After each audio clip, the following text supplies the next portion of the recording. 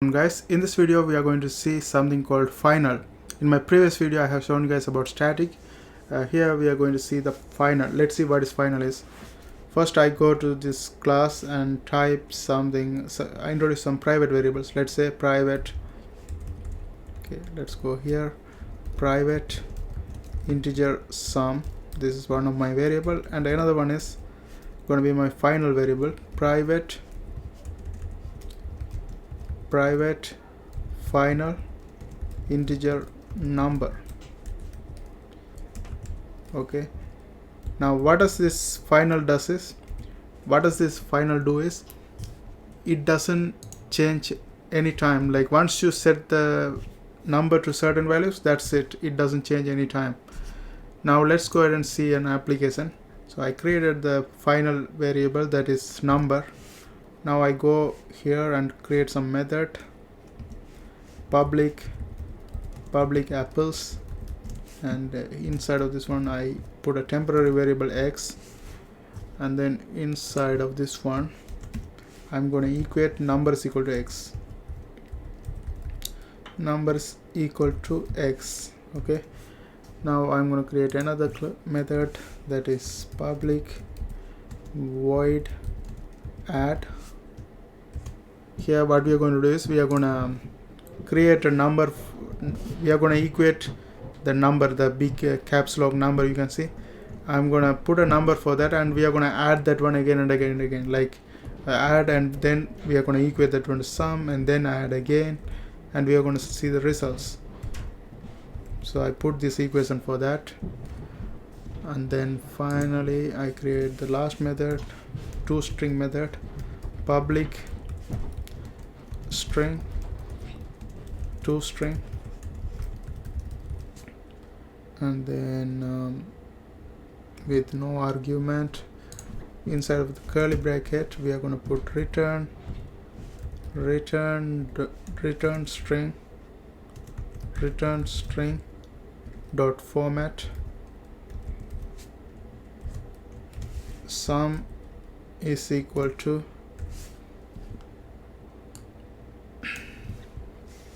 %d \n, and then comma sum semicolon. Now we are done with this. Now what we are going to do is we are going to go to the main class right here. This one has main function, and inside of this one I'm going to create an object, apples object is equal to new apples. Apples is my other class, that's why I created apples object is equal to new apples. Here we are going to put some value for the number we created, the final variable. Let's put 10 and let's see what happens. Now I want to add, to do the adding I'm going to do a for loop. In this for loop I initialize I with integer I with 0, and then I want to run 5 times, so I is less than 5 and then I want to do the increment by 1 every time. We want to run 5 times again and again and again. Now we want to do the adding, so I call the method we created, apples object dot add, and the next thing is we want to print out all the printed value, all the added values.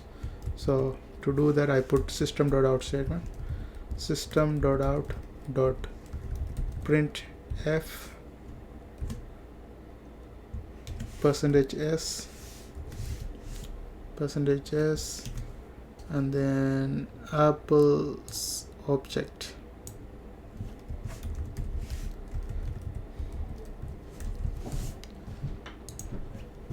That's it. Now let's go ahead and run and see what we get. Now you can see we are getting sum is equal to 10, sum is equal to 20, sum is equal to 30, sum is equal to 40, because we inputted the value for not apples. Basically this number we created, this capital letter number we put 10 for this, and every time it add with sum, so it's going to be 10, 20, 30, 40, 50. and since it's tried 5 times, it stopped right there. Now let's say we want to change this number, like let's say we want to try to change this number 10 into something else. So to do that, I go to apples.object, apples object dot number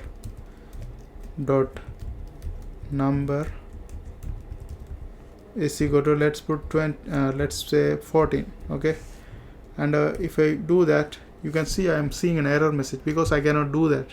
Once we set the final value, that's it, it cannot be changed anytime. Once we set the number for it, that's going to be the number always. Okay, that's it for the final. That's the thing in final. That's the final in Java programming.